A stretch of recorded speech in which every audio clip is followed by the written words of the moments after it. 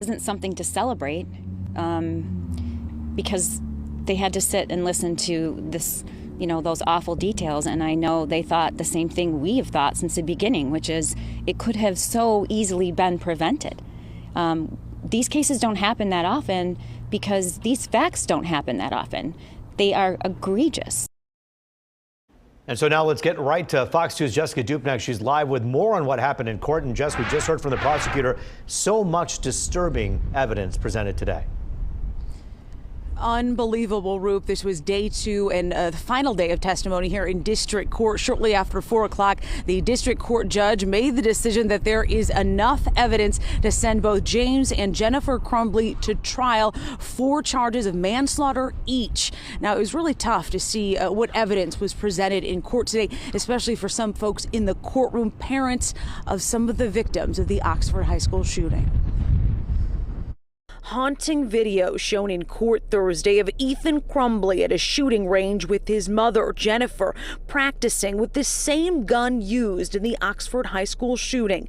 And a first look inside of Ethan Crumbley's bedroom. And what do we see on the wall here? Those are silhouettes. 2 human silhouettes for target practice on his wall, bullets on a nightstand, a Nazi collector's coin, and a half-gone bottle of whiskey by his bedside. Then Ethan's journal found in the bathroom at the school after the shooting. Out of those 21 pages, how many discussed the Oxford High School shooting or his plan to shoot up Oxford High School? Every single page. Every single page. The Crumbleys both crying in court Thursday as entries from their son's journal were read. The shooting is tomorrow, comma, I have access to the gun and ammo. It says the first victim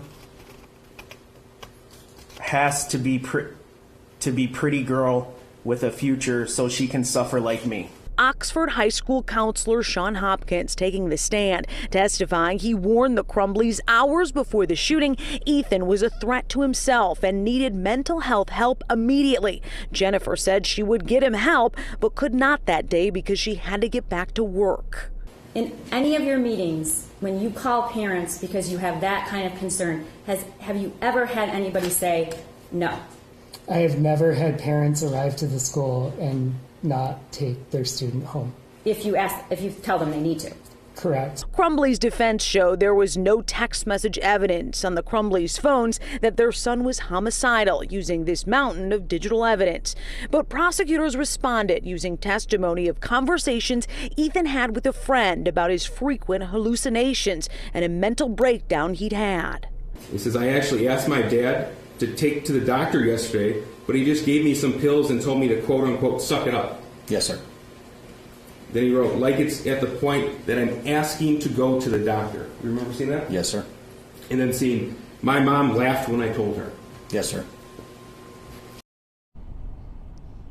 You saw in the story there that one of the school counselors took this stand today. Now, we asked Oakland County Prosecutor Karen McDonald if she thought that any school officials should be criminally charged. She told us no, she does not see anything right now that shows that they should be criminally charged, but of course several lawsuits against school officials. Reporting live in Rochester Hills, Jessica Dupnack, Fox 2 News. Yeah, you can see allegedly so many signs that the parents ignored.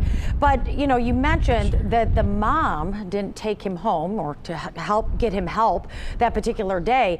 But throughout the testimony, was there any word that the school wanted to send him home or should have sent him home? The counselor that took the stand, Sean Hopkins, he recommended that they get Ethan immediate mental health help. However, one of the higher ups, the dean of students, said that there was no disciplinary reason that he should not return to school. His parents had to go to work, and then he went back to class. Yeah, I'm sure there's a lot of people wondering if that would have happened, if he would have went home, that maybe things might have been different. Jessica, thank you.